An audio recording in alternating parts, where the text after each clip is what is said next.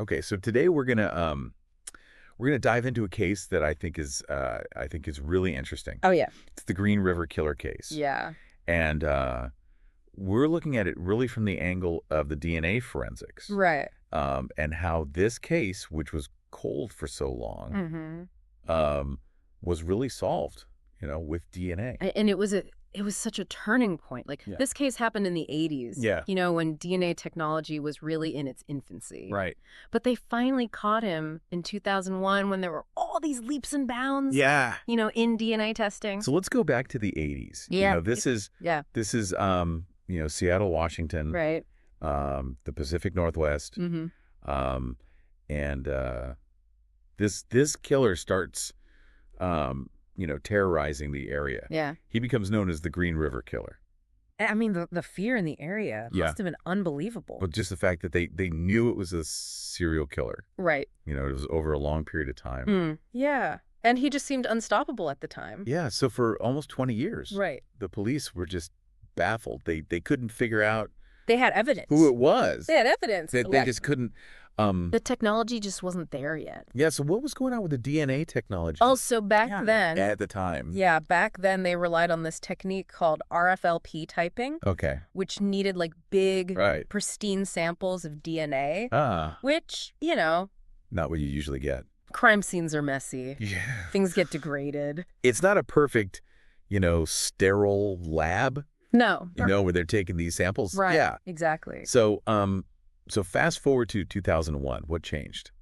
Okay, so in 2001, a couple of major things changed. Fine. First, they were using PCR. Okay. And this is huge because PCR can take a tiny little bit of DNA and make tons of copies of it. So you don't need much. Exactly. No. So even a degraded sample can be analyzed. Yeah.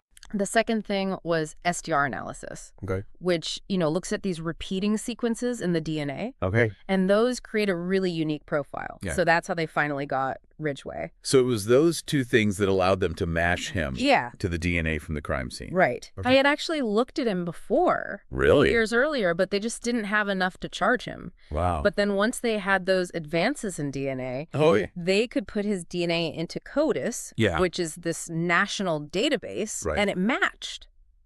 Wow. So they finally had the evidence they needed. So they had a suspect, Mm-hmm. but they couldn't pin him Yeah. to the crimes until they had this technology. Until DNA technology caught up with, Yeah. their investigation. It's really amazing how It is a cold case like that seems, unsolvable. yeah, Yeah. totally unsolvable could be just completely, Yeah.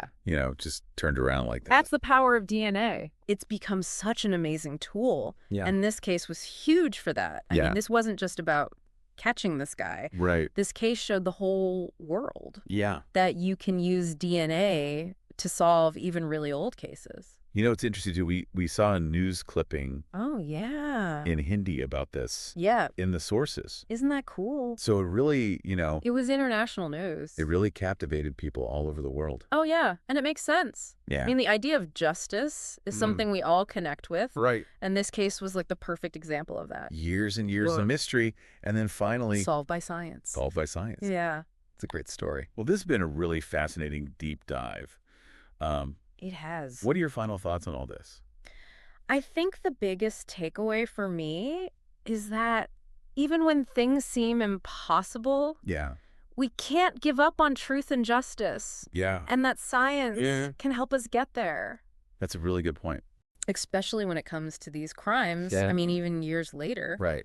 we can still find the truth. Yeah. It's pretty amazing. It is. So it's a hopeful case in a way, It is. even though it's a very tragic It is a tragic case, case. but it's also a hopeful one. Absolutely. Well, thank you for Oh, of course. diving into this with me. This was great. And to everyone listening out there, thanks for joining us. And think about what we talked about today. And we'll catch you next time. See ya. Bye. Bye.